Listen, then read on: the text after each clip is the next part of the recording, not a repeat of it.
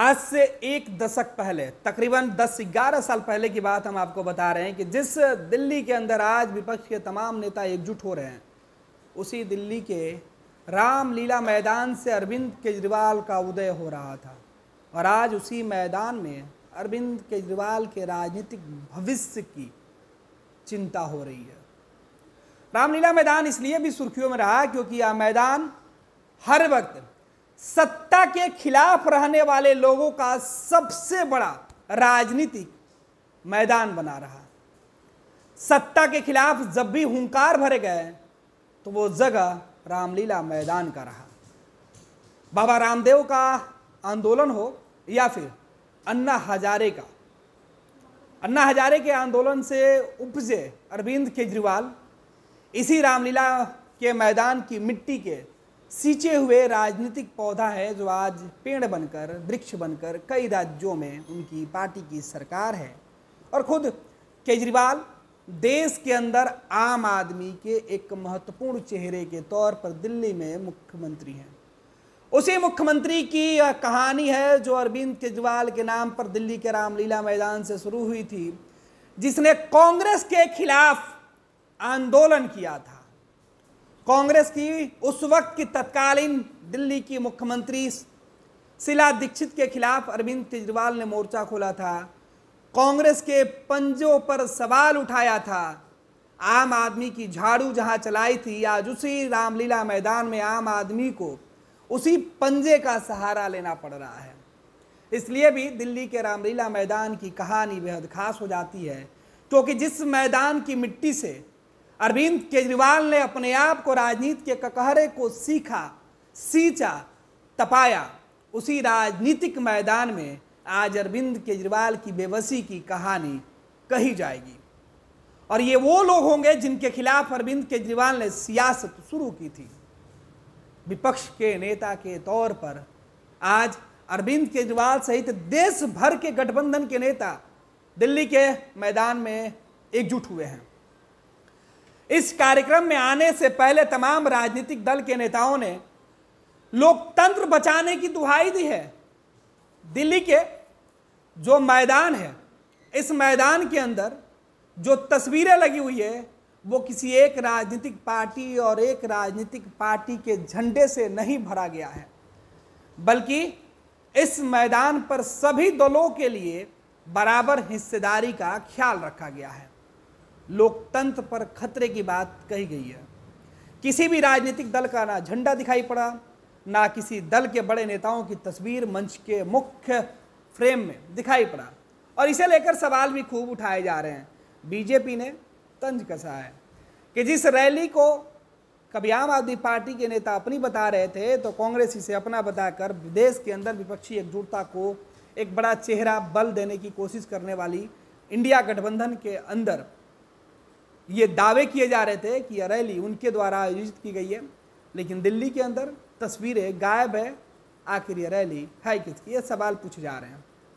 ये आरोप सत्ता में शामिल सहयोगी दलों के नेताओं के हैं, सत्ताधारी दल के नेताओं के हैं। तंज है, सवाल है। लेकिन दिल्ली के जिस रामलीला मैदान की हम कहानी बता रहे हैं, उस रामलीला मैदान का इतिहास काफी पुराना है।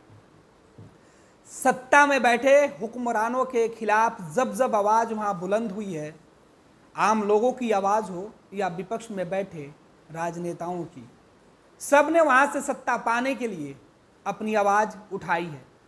और साल 2024 में लोकसभा का जब चुनाव है, देश में और केंद्र में, खास तौर पर दिल्ली के अंदर अपनी हुकूमत के साथ देश पर, सियासत के साथ सत्ता पर राज करने के लिए बैठने वाला वो शासक होगा जो आज़ाद भारत में, लोकतांत्रिक भारत में, जिसके ऊपर तानाशाही का आरोप लग रहा है। 2014 के बाद से लगातार अब तक केंद्र में बीजेपी की सरकार है और विपक्ष के नेता नरेंद्र मोदी जो प्रधानमंत्री हैं भारत के, उनको लेकर यह कहा जा रहा है कि प्रधानमंत्री तानाशाह हैं। लोकतंत्र पे उनके शासनकाल से खतरा मंडरा रहा है और उसी खतरे को देखते हुए लोकतंत्र बचाने की दुहाई के नाम पर देश भर के विपक्षी नेता आज एक होकर दिल्ली के रामलीला मैदान से हुंकार भरकर नरेंद्र मोदी और बीजेपी के खिलाफ अपने जंग का ऐलान करेंगे। मुद्दा अरविंद केजरीवाल जो सलाखों के पीछे हैं, उनके बेबसी, उनकी रिहाई और उनके निर्दोष होने की गारंटी के साथ है। झारखंड के जेल में बंद हेमंत सोरेन की कहानी होगी।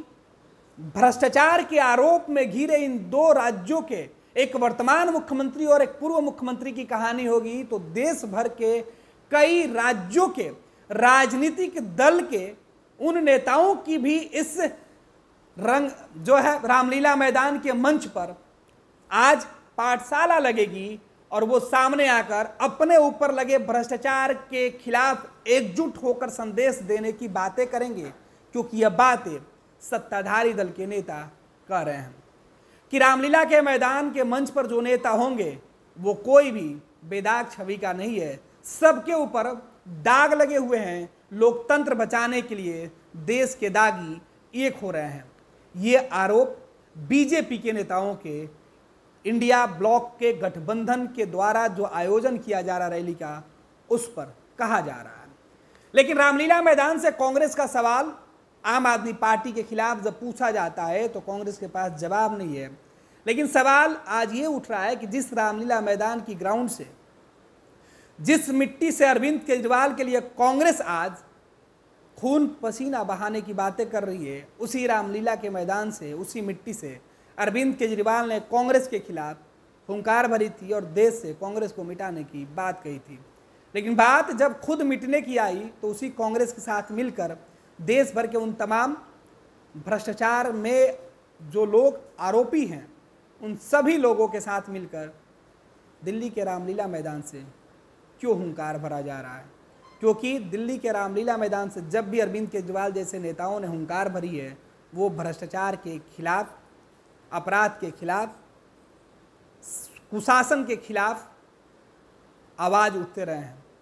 लेकिन इस बार बीजेपी का कहना है कि पहली बार ऐसा हो रहा है कि रामलीला मैदान से देश के जो वर्तमान की सरकार है उसके खिलाफ विपक्ष के नेता खड़े हो रहे हैं, क्योंकि प्रधानमंत्री नरेंद्र मोदी भ्रष्टाचारियों के ऊपर एक्शन ले रहे हैं।